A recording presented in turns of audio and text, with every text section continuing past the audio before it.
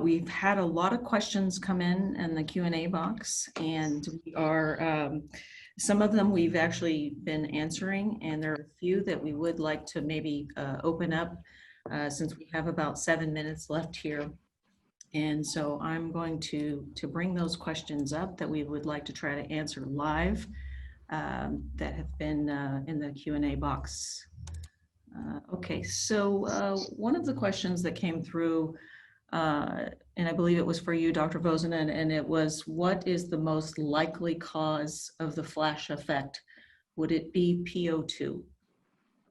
Well, I think I answered a couple of questions already on the chat directly. Mm-hmm. Oxygen is one of the factors, but it's for sure not the only one. So it would be very simplistic to reduce the flash effect to the oxygen response. It's for sure not the case, and the main hypothesis regarding oxygen depletion after flash irradiation is currently investigated here by the team and by other people in other group. And from the first data we have, we can say that at the dose we use that are around 10 gray, we don't have any difference in between conventional and flash irradiation regarding to oxygen depletion. So the answer is oxygen is relevant, but not only. Okay, great, thank you. There is another question that came up that you did also answer in the box, and we just thought we would repeat it as well, just to make sure that everybody saw this one. Could flash theoretically be given whole body if normal tissue can be spared? Will conformal planning be less important? Yeah, flash radiation therapy can be delivered total body, but you cannot think about delivering 30 gray total body. It's just not possible. And it's the same with local irradiation. If you increase the dose, you reach a limit. So it's not like a yes or no answer. It's still, there is still a dose response. So yes, it can be delivered total body, but no, we really need conformality to really get the optimal value of this modality of irradiation. Thank you so much. Okay, so we'll move on then to some of the live questions that we haven't typed in yet, and I believe these will be for Dr. Moeckli. This one is on dosimetry. Do you have an accurate estimate of the number of electrons per second incident on the phantom surface or emerging from the irradiation system? If so, can you use this information to accurately estimate the dose rate, and dose distributions? Well, that would be the dream. No, we don't know. By the way, it's probably a bit complicated to do that. Nevertheless, this is a very good idea, and we may try to have an evaluation of that and compare by rough calculation if we would reach the same joule per kilogram at the end. So this is a good idea, but we haven't done that.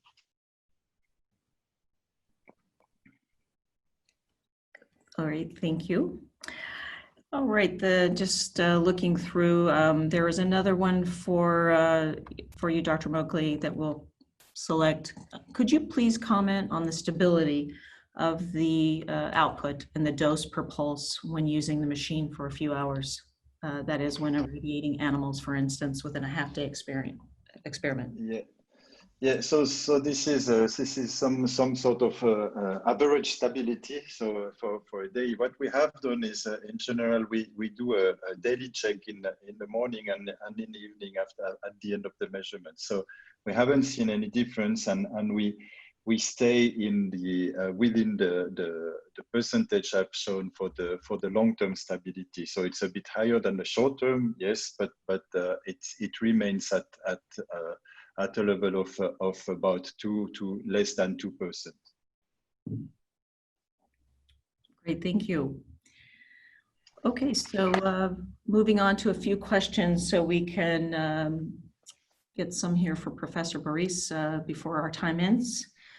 Are you able to elaborate on the IORT FLASH trial in R2 disease that you mentioned?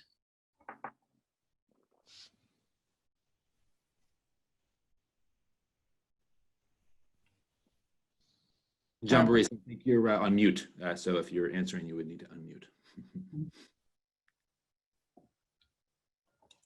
Actually, can you hear me? Yes, thank you. Oh, great.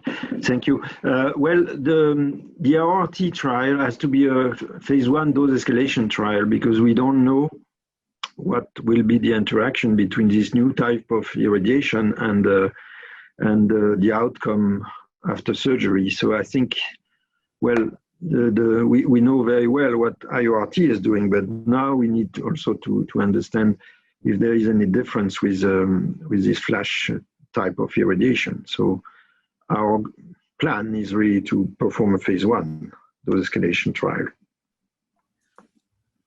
Thank you. A couple more for you while we have a minute left. In your BCC study, if 7 gray is the threshold dose before the FLASH effect kicks in, the 5x7 gray will show no FLASH effect? Question? Well, this regimen will be used in the conventional irradiation. The FLASH irradiation will be a single dose 22 gray. Okay. 5 times 7 is really for comparison with conventional. All right. Thank you, Professor. And thank you all for all the attendees today. Our time comes to an end, and I'd like, again, to thank our speakers on such excellent presentations today. And we will be sending these recordings to all of you who have attended and registered for the webinar. And that concludes today's session. Have a great rest of your day, everybody. Thank you. Thank you. Thank you.